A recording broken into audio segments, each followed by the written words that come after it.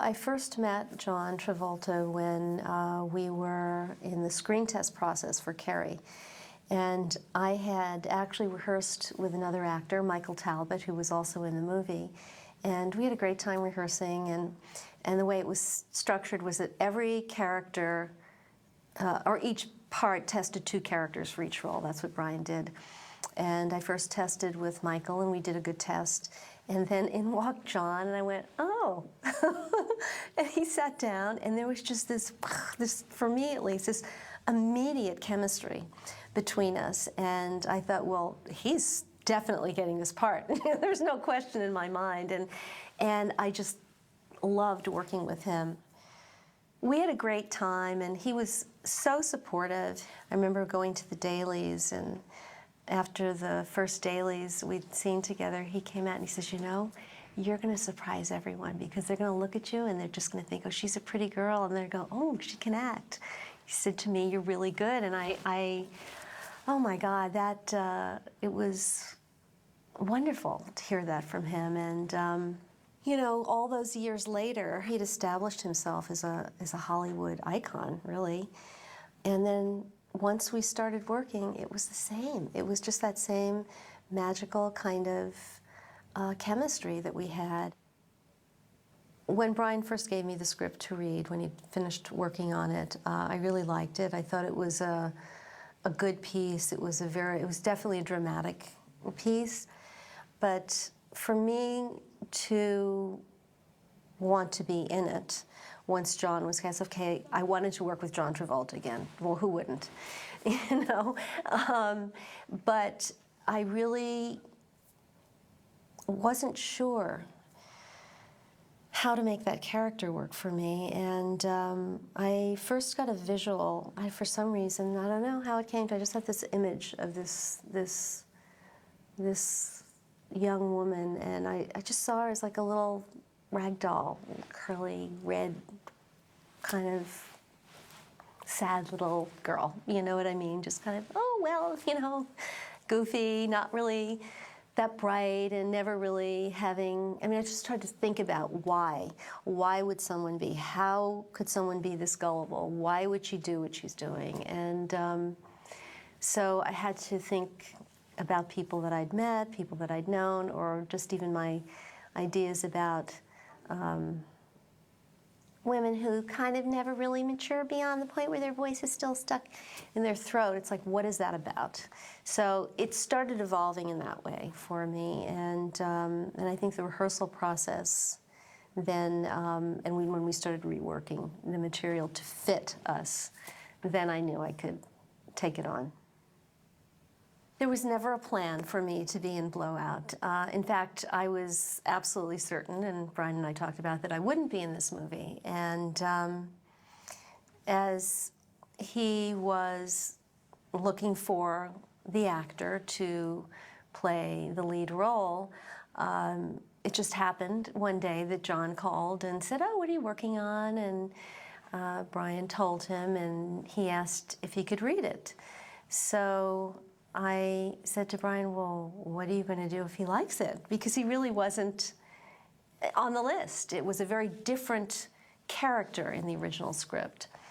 So John read the script, and I was in Europe doing press for Dress to Kill. And Brian and I spoke one day, and he said, well, John really wants to make the movie. I went, oh, okay, well, all right, well, that's great. And he said, and he'd like to do it with you. I was really taken aback because, well, both of the roles, the way they were written, were really not right for either of us. So after I complained a little bit, he said, so are you saying you don't want to do it? And I said, well, no, I really do want to do it. And was confident that we'd figure it out.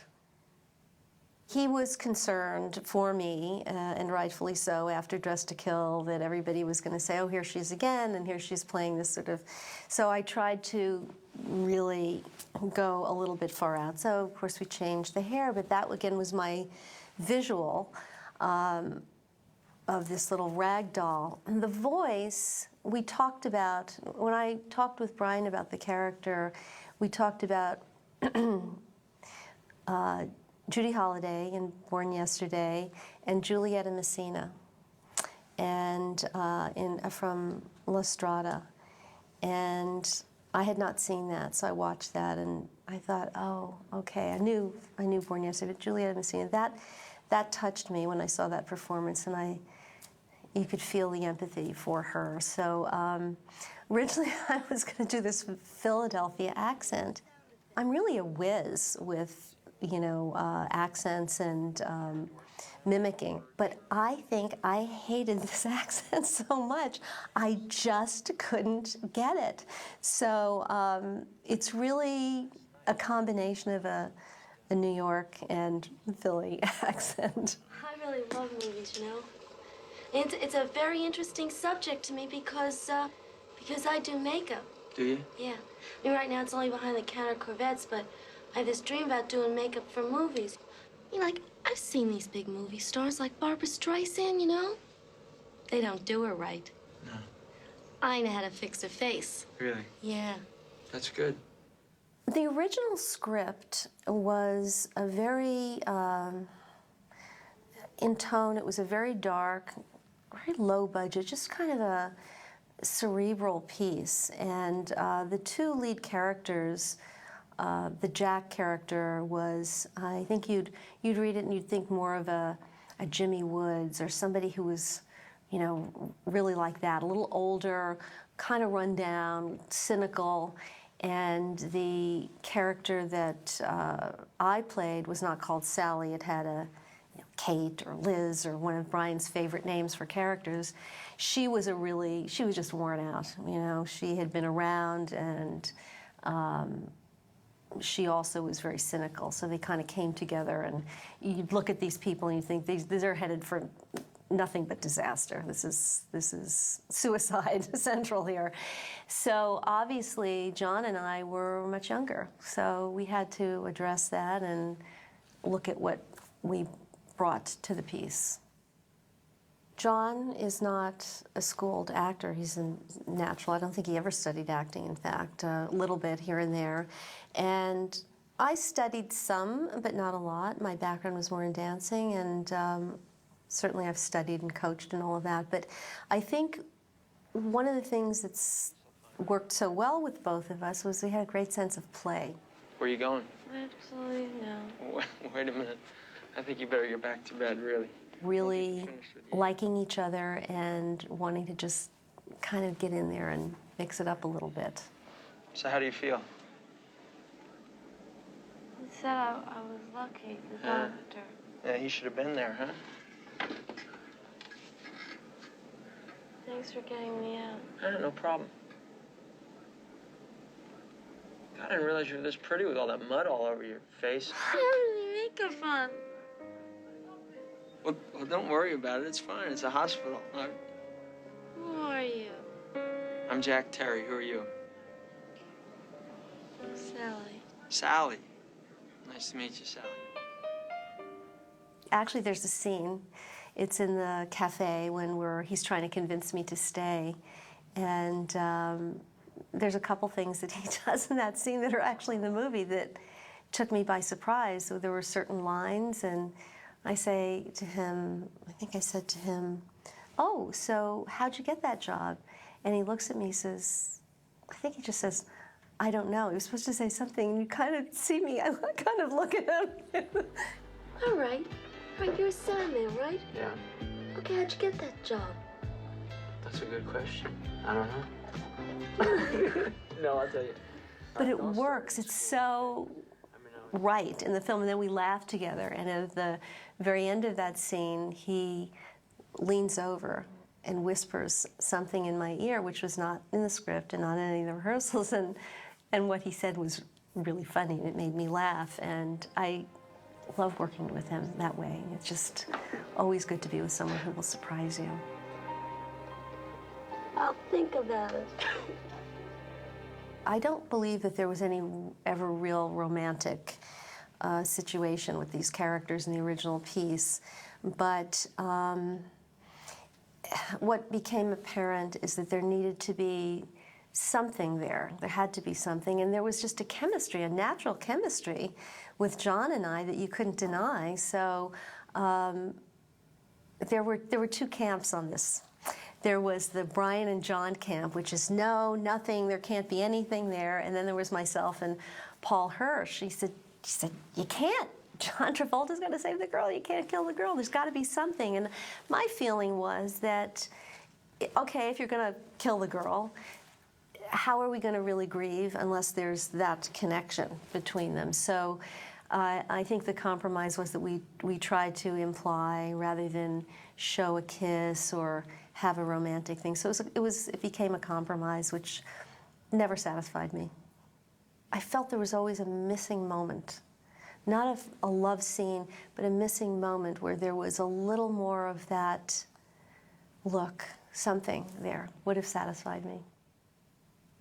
Well, once John was cast in the movie, Brian scheduled a series of rehearsals with the two of us. And we sat down and just sort of addressed the characters and how we would approach them. We started a series of improvisations. And one of the things that's important to me in a character is, and I thought particularly for this character, is that I wanted her to have some hope, a goal, something. Even if we knew, as the audience, that she was never going to go to makeup for movies, but just something, anything, so that there was some life there. And that came out of an improvisation. I mean, really didn't have a specific idea in my head that I remember now. It's been a while, but so I think that it just started to evolve, the more improvisation work that we did, and then Brian would go and rework the script, and some of the stuff that came out of the improvisation ended up in the movie. The rehearsal process in Blowout was quite unique. He does like to rehearse. All the movies that I made with Brian, all the scenes were rehearsed with all the actors for the most part, and changed and reworked and like that. But we did something very, very unique on this, which I think was fantastic for the process.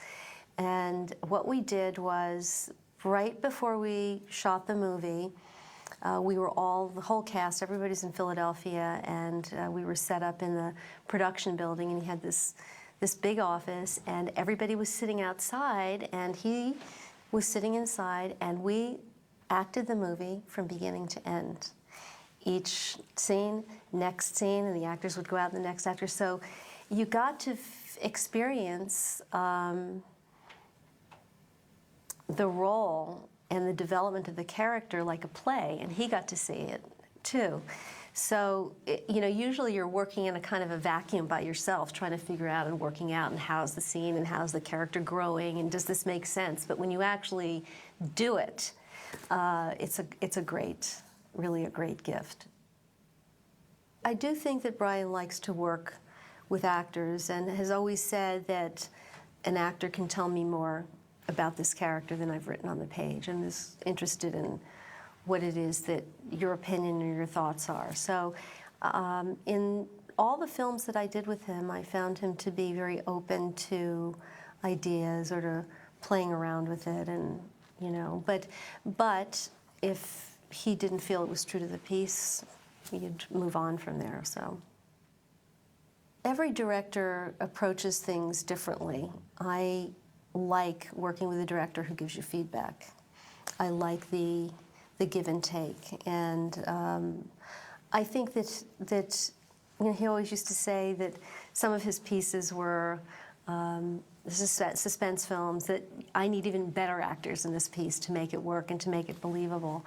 So I always felt he had a great respect for actors. There are other directors that I've worked with who are big directors that I don't really think had a great respect for actors. I think they found them to be just necessary to have to deal with.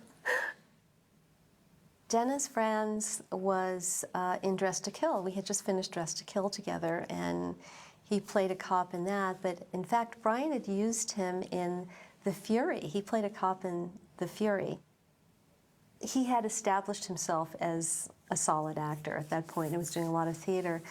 I was thrilled that he was going to be playing Manny Karp, which is such a great name. And, you know, Dennis, what's great about Dennis is he is one of those solid actors that no matter where you go, no matter what you do, he's going to be there.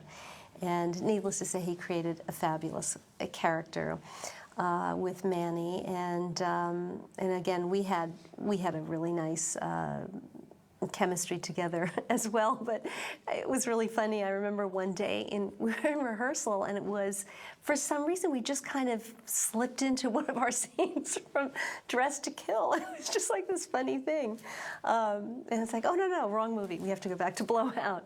I think he is a remarkable actor, really remarkable. I had not worked with John Lithgow before. I had met him because he had done Obsession with Brian, and this is a really solid actor. And he was so afraid of hurting me. You know, he's dragging me up the steps and throwing me around, and Brian said, now kind of rough her up a little bit. And he was so afraid of hurting me, but he's so gigantic that he could lift me up like like I was a paper doll, really. And he was Mr. Entertainment on the set, I will add. He kept us all preoccupied while we'd be waiting for hours and hours and hours to shoot. When he wanted to make this movie, it was just a simple story that he wanted to tell. And then when John Travolta was cast, and it had to get bigger and bigger, and the production value grew, and then there were parades and all of this stuff that's so fabulous in the film,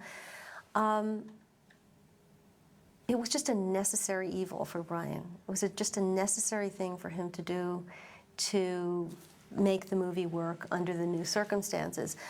I actually think that he hated filming it. He really hated it.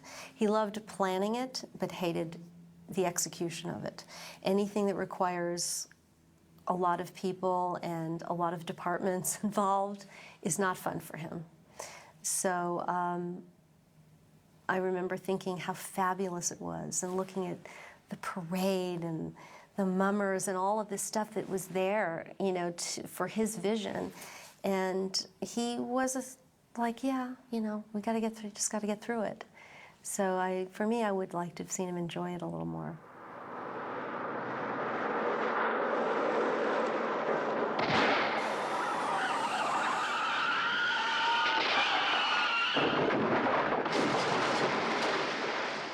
Jesus Christ.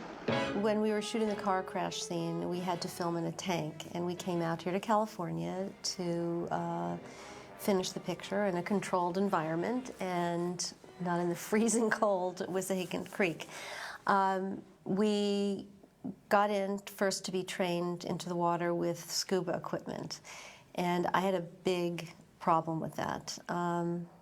Right away. And John Travolta was so sweet. He says, come on, we'll go, we'll do this together. And he was very supportive and kind, because I was really terrified. I'm claustrophobic. It's something that I've always had a bit of a problem with. And Brian told the special effects people, she's claustrophobic, so make sure that when she gets in the car, that she can see her way out easily. So they said, no problem. Well, I get there, and this car is submerged in the water, and above, on the roof of the car, there's been a hole cut, but there's this tube that I literally had to slither down into to get into this car.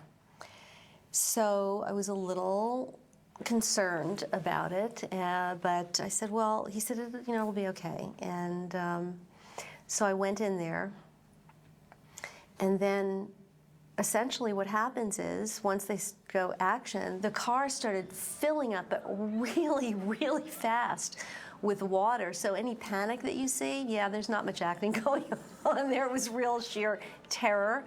And by the time I could get out of the car, I was done. There was no way. There was no way I could get back in there.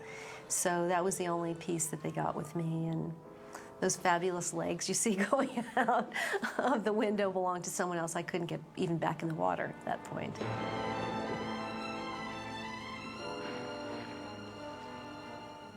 I think the biggest problem with whether I should die or not die in the film was, how can John Travolta not save the girl? He's got to save the girl. And of course, that wouldn't have worked for the piece. It would have been a completely different movie. And they all lived happily ever after. It never really had that feeling going in. So that was really where the controversy came from. I think people didn't trust that it could work, and John was certainly on board with doing it as it was scripted. He didn't have a problem with it, and as he, he's a smart actor. He knew. It's always usually the non-creative people that have the problem with trusting something like that. When the film came out, it was received, people loved it or hated it. It was suggested, actually, that the film not be opened in the summer, that it was really a fall picture, which I actually agreed with. But Brian couldn't convince the studio, so it was sort of thrown out there, and they were in hope against hope that because John Travolta was in it, it was going to be this big summer blockbuster. And in fact, it's a very dark, sort of cerebral piece. And in those days, there really was a certain film to be released at a certain time. It's a little less that way now. But so the reviews, which we got, I remember us getting these stack of reviews, and you'd read one, and it was like, the greatest picture ever made. This is great, she's great, everything's great. And then you'd read the next one, what a mess, oh my God, this is awful. It was like a roller coaster, and everyone brought their own interpretation to it. But for me, I loved the movie from the first moment that I saw it. I thought it was a wonderful film, and of course, over the years, it's become greatly appreciated and written about a lot, talked about a lot, and in Europe, it's just huge, absolutely huge. So has the film changed? No, it's still the same film, but I think that timing is everything. Timing's a lot. I mean, you can take a great movie and release it at the wrong time and have the wrong marketing and all of that, and it doesn't work. When we started to prepare the marketing campaign, they took all kinds of, photo session after photo session, and they came up with one goofy campaign, John and I like running into the light. I was just awful, awful, awful. And they finally came up with the one, that one sheet, which was just his face, and everybody hated it, and pretty much everybody hated it, but it was the best of what they had. So I think that marketing is very important, and I don't think it was marketed well, although that wasn't the only problem. There were critics that surprised me who really loved Dressed to Kill, and they loved my work, that hated the choices that I made on this film, and it was really hard for me to deal with that. And I remember, I'll never forget Brian saying to me, the thing with reviews is, if you believe the good ones, you got to believe the bad ones. So, the performance doesn't change. You have to decide for yourself whether you're satisfied with it. I just think it's a good film. It's a classic film. Everything works in it. I don't know, sometimes everything conspires together to work perfectly.